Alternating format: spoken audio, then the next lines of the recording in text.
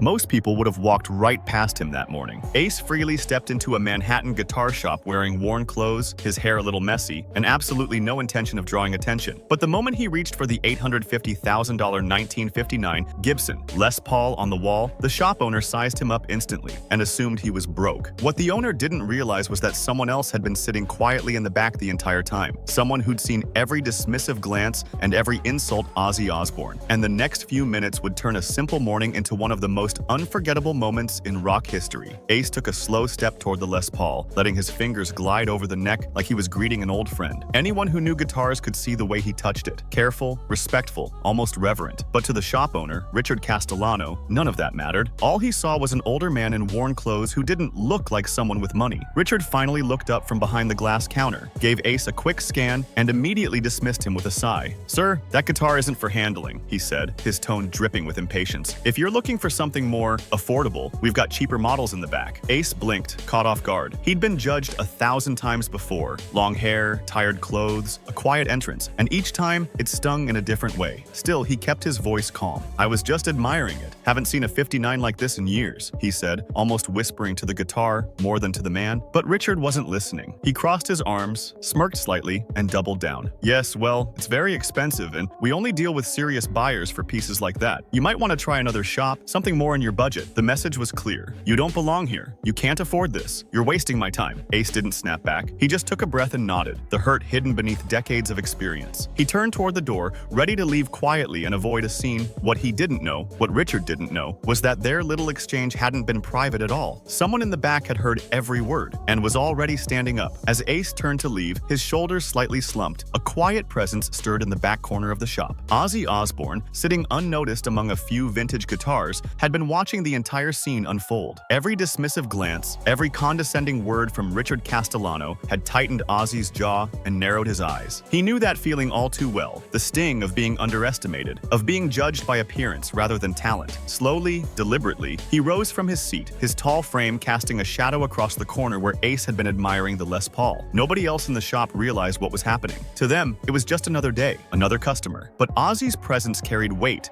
and the air seemed to shift as he stepped forward toward the door where Ace was about to exit. His voice, calm yet commanding, broke the quiet hum of the shop. "Excuse me, mate, leaving already?" Ace froze, turned slowly, and finally saw him, Ozzy Osbourne, in a simple white t-shirt and black jeans, but unmistakably one of rock and roll's legends, stepping in at the exact moment that could change everything. Ozzy didn't hesitate. He stepped closer to the counter, eyes locked on Richard Castellano, his voice low but sharp enough to cut through the murmurs in the shop. "Richard, right?" he said, and the shop owner froze, recognizing the name but unsure how to respond. "I used to be a kid like him," Ozzy continued, gesturing toward Ace. 14 years old, walking into a music shop dreaming of holding a guitar I couldn't afford, and I got turned away, told I wasn't worth their time. So tell me, what gives you the right to treat anyone this way?" Richard's face flushed red, sweat forming along his hairline. Ozzy didn't wait for an answer. "This man," he said, pointing at Ace, "is Ace Frehley, one of rock and roll's most iconic guitarists, a founder of Kiss and a hero to millions, and you just sent him to the back for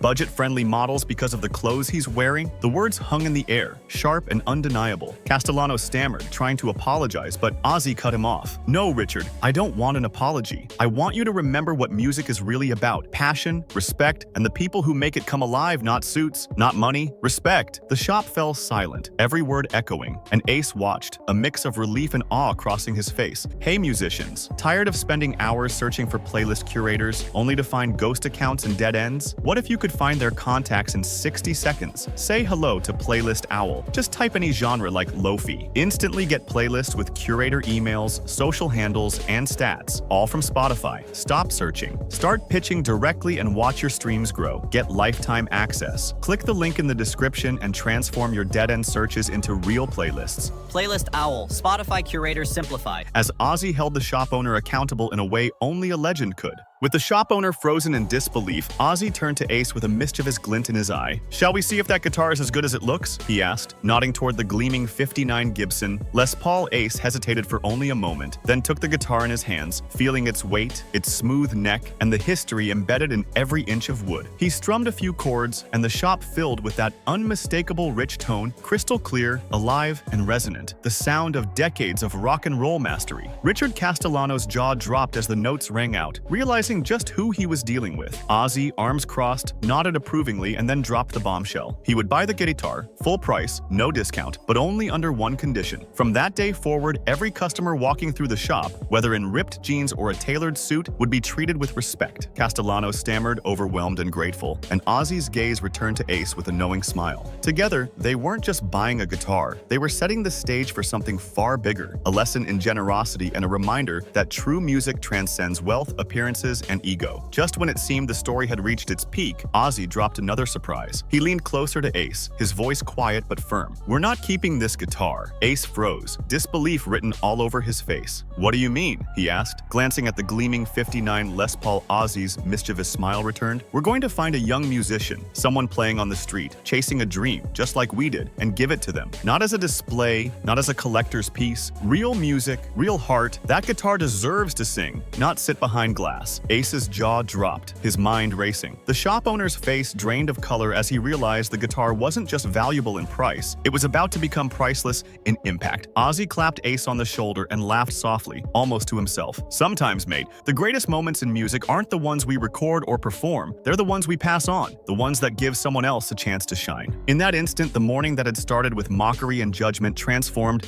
into a plan to change a life, and both legends knew that nothing in the world could feel better than giving hope to someone who truly needed it. Ace and Ozzy stepped into the chaos of Times Square, the roar of tourists, street performers, and neon lights swirling around them. They moved slowly, scanning the crowd, searching for the right person, a young musician who deserved a chance. Then they saw him, Marcus, an 18-year-old playing guitar on the corner, his worn Fender Stratocaster battered but full of life. He strummed Led Zeppelin's Stairway to Heaven with skill and heart, every note telling a story of struggle and determination. Coins clinked softly in his open case, and most passers-by barely glanced at him, lost in their own worlds. But to Ace and Ozzy, it was clear. This was the kid they approached silently, letting him finish his song before Ozzy clapped loudly and called out, "Bravo, mate! That was incredible!" Marcus looked up, eyes wide, unsure who was standing before him, and offered a polite, hesitant smile. Ozzy extended his hand and asked his name, learning of his story. 6 years of playing, a father who had passed, and dreams bigger than his means. Ace and Ozzy exchanged a glance. No words were needed. They had found the one, the person who would inherit not just a guitar, but a moment that could change his life forever. Marcus's hands shook as Ace carefully unzipped the case, revealing the gleaming 1959 Gibson Les Paul Sunburst, its polished wood catching the sunlight. His eyes widened, disbelief written across his face. This is real?" he whispered, barely able to speak. Ozzy placed a reassuring hand on his shoulder. "It's yours, mate. No strings, no payback. Just play it, chase your dreams, and one day, help someone else do the same." Tears welled in Marcus's eyes as he lifted the guitar, feeling its weight, its history, and its promise. Ace smiled, touching Marcus's shoulder lightly. "Remember, music isn't about money. It's about making people feel something. Every note you play has the power to change a life, just like this one changed yours." Around them, the crowd began to notice. Phones out, but Ace and Ozzy didn't care. The moment wasn't for fame or attention. It was about giving hope, passing on the gift they had been given decades ago.